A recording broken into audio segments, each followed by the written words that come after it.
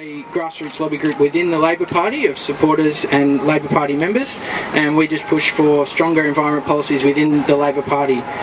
We have about 5,000 members nationwide and a number of patrons in terms of MPs and NGO groups and the like, and we'll continue to build throughout this year. As a Labor Party activist and being a member of a party of government, we are constantly checking our beliefs against two questions, and that is, what would be the point of having a progressive policy without being elected, and what is the point of being elected without a progressive policy? So that is the question that Lean are constantly checking ourselves against, and that's a question which we'll continue to ask throughout this year. To that end, we sat down in February of last year looking at our national conference, and we decided that we needed to adopt a very strong policy to take towards the next election. Even if the government of the day weren't going to play ball, we needed to be a credible opposition. So we sat down, we had a look at the work of the experts, we had a look at climate works at Monash University, and we had a look at the Climate Change Authority, and we came to the figure of 50% renewable energy by 2030 and also a 50% carbon pollution reduction by 2030 as well. At the beginning it was a tough road, but by the time we reached the conference, we had the party on board, we had the union movement on board, and I'm pleased that Luke is here to speak on behalf of the union movement today as well. And we came away with that outcome, and I hope that we can repeat that at a state level.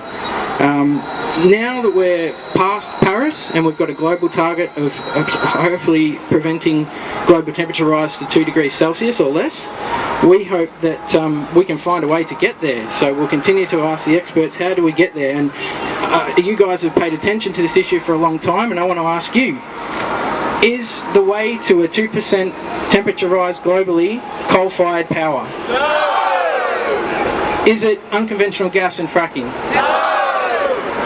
Is it handing our taxpayer money to the big polluters to stop polluting and calling it direct action? No! Or is it renewable energy? Yes! Pretty unanimous.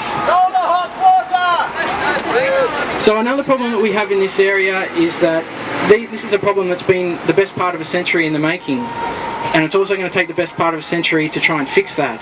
And our electoral cycle runs for about 3 or 4 years, so we constantly have this push and pull effect. And Labor, federal government, they introduced the Clean Energy Finance Corporation, the Australian Renewable Energy Agency, the Climate Change Authority, and what we've seen from the federal Liberal government is to consistently undermine with the aim of destroying those great government initiatives.